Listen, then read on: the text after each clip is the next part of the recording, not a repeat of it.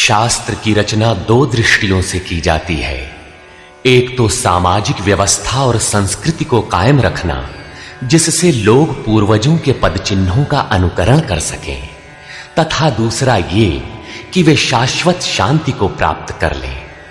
Ramcharitmanas, Bible, Quran इत्यादि में दोनों पक्षों का समावेश है, किंतु भौतिक दृष्टि प्रधान होने के कारण मनुष्य समाजोपयोगी व्यवस्था को ही पकड़ पाता है। आध्यात्मिक सूक्तियों को भी वो सामाजिक व्यवस्था के ही संदर्भ में देखने लगता है। कहता है कि ऐसा तो शास्त्र में लिखा है।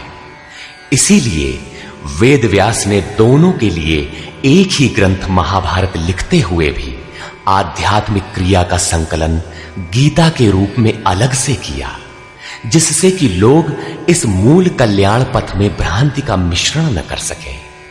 उन्हीं आध्यात्मिक मूल्यों के साथ प्रस्तुत है गीता का दिव्य संदेश।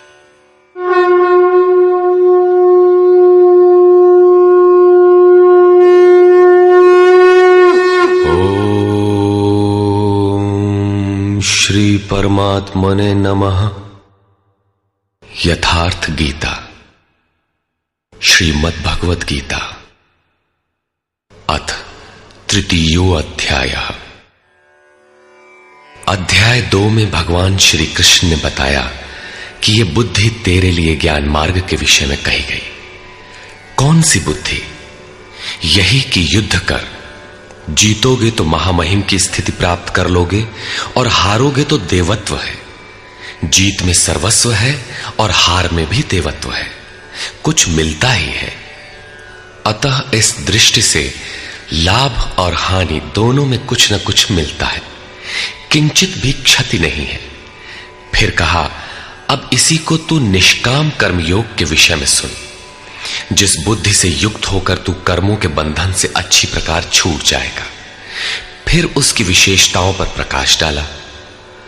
कर्म करते समय आवश्यक सावधानियों पर बल दिया कि फल की वासना वाला ना हो, कामनाओं से रहित होकर कर्म में प्रवृत्त हो और कर्म करने में तेरी अश्रद्धा भी ना हो, जिससे तू कर्म बंधन से मुक्त हो जाएगा। मुक्त तो होगा, किंतु रास्ते में अपनी स्थिति नहीं दिखाई पड़ी।